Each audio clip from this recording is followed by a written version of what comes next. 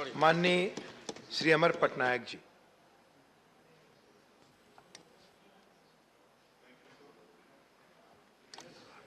Sir, overall, I would like to place on record the fact that the allocation to the Ministry of Tribal Affairs has always increased over a period of time. However, the absorption capacity, that is the capacity to spend, has not matched up to the allocations made. The revised estimates has invariably been less than the budget estimates. So the biggest problem in the strategy for tribal development by the Tribal Affairs Ministry, I think traditionally has been on three counts. I call it as the CIA. It's not the American intelligence agency. C for convergence, lack of convergence. I, lack of institutional championship. And number three, lack of awareness. In fact, the convergence which is supposed to take place between various schemes of government is lacking in the tribal pockets, even though a number of schemes have been introduced, and even a number of schemes have been introduced in the current budget allocation.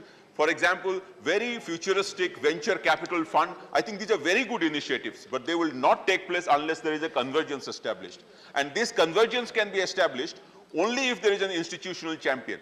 There is lack of championship. If you leave it to government officials alone, this is not going to happen. You need to have community motivators or community champions. You have to groom them up, and they are the ones who will bring about convergence. The third aspect, which is awareness.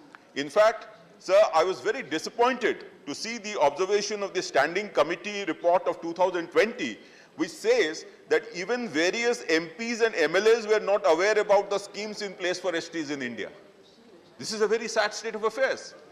We need to make the people, the tribal people, aware so that they participate in the schemes that is meant for them.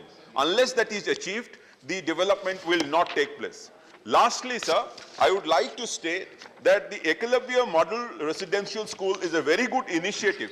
Unfortunately, even though more number of schools have been planned in the current budget allocation, the operationalization of these schools is lacking to the extent that we expected. For example, in the last 23 years, only 285 Eklavya model schools could be made functional. In Orissa, for example, only 19 out of 70 sanctioned Eklavya model schools are operational. I would request through the chair to the Honorable Minister that there is a need to make these Eklavya model schools functional, operational, and tech-savvy. I get a lot of requests from various people to give digital assets to these people so that the monitoring of these schools can be made properly to the principals, to the hostel matrons. I think that is not being done.